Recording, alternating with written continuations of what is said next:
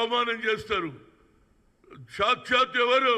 అమిత్ షా, హిందుస్థాన్ కా home minister, రాజ్యాంగం రాసినోని కూడా అవమానం చేస్తారు. దాని మీద మీరు కాన్సన్ట్రేట్ చేయండి బాబు. తప్పనిసరిగా ఆ పిల్లాడు తేజ బాగుండాలని భగవంతుని కోరుతున్నా. భువనగిరి దగ్గర వెంకటేశ్వర స్వామి గుడి కట్టిండు. నువ్వు వచ్చినటువంటి పుష్ప సినిమాలో వచ్చినటువంటి డబ్బులు తీసుకుపోయి ఉండీలో వేయి, అదేవిధంగా వాళ్ళ కుటుంబానికి సాయం చేయి తప్పితే వీళ్ళ మాటలు నమ్మకరా బాబు.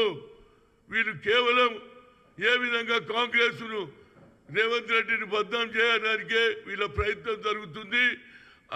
అదేవిధంగా అల్లు అరవింద్ గారు కూడా పొలిటికల్గా ఆయన పార్టీ నడిపించిండు. ఆయన నన్ను ఆలోచన చేయరా బాబు. వీళ్ళ మాటలు నమ్మకు. మేమేం వ్యతిరేకం చేయలే.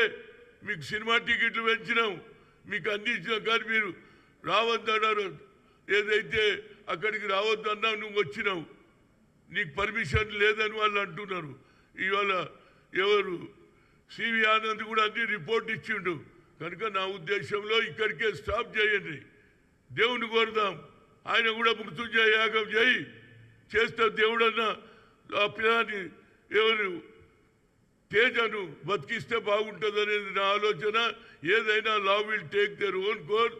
ఈ పొలిటికల్ డ్రామాలు బంద్ చేయండిరా బాబు. అంబేద్కర్కి అవమానం చేసి ఇవాళ మీరు మాట్లాడుతున్నారు.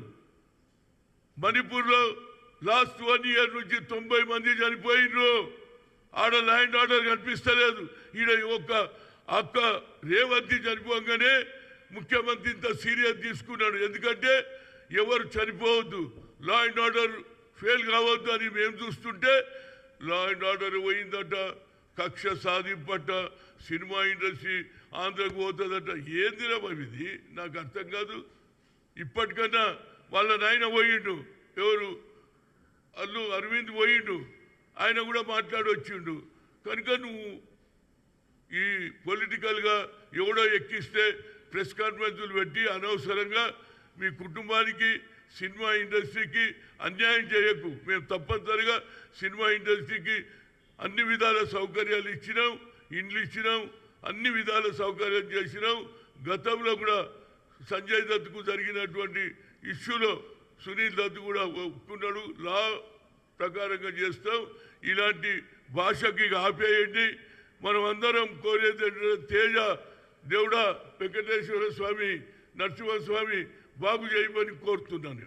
అంతే. ఇక మేము చెప్పేది ఏం లేదు మీకు. ఎందుకంటే మీరు పొలిటికల్గా ఏ విధంగానైనా కాంగ్రెస్ను అవాస్పాలు చేయాలి.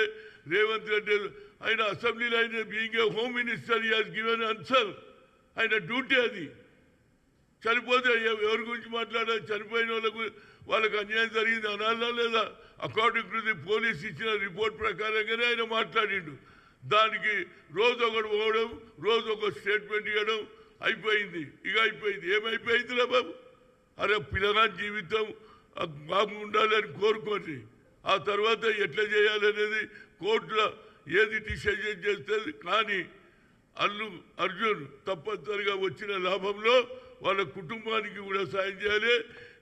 మృత్యుంజయ యాగం చేస్తే తప్పనిసరిగా ఆ పిల్లవాడు మేలుకోవాలని. తల్లి పోయింది, కొడుకు ఒక బిడ్డ ఉన్నదట, ఆ చెల్లెల్ని ఎవరు చూడాలి? కనుక నా ఉద్దేశంలో ఇలాంటి పొలిటికల్ గేమ్లు బంద్ చేయండి. సచ్చినోడు చచ్చిండు, మీరు రాజకీయం చేయడం ఇది మంచి పద్ధతి కాదని ఒక సీనియర్ నాయకుడిగా నేను కోరుతున్నా భగవంతుడు తేజను బాగు చేయాలని కోరుతున్నా. Thank you. అసలైన తొలి వెలుగు. ఫాలో వాట్సాప్ @తొలి వెలుగు official.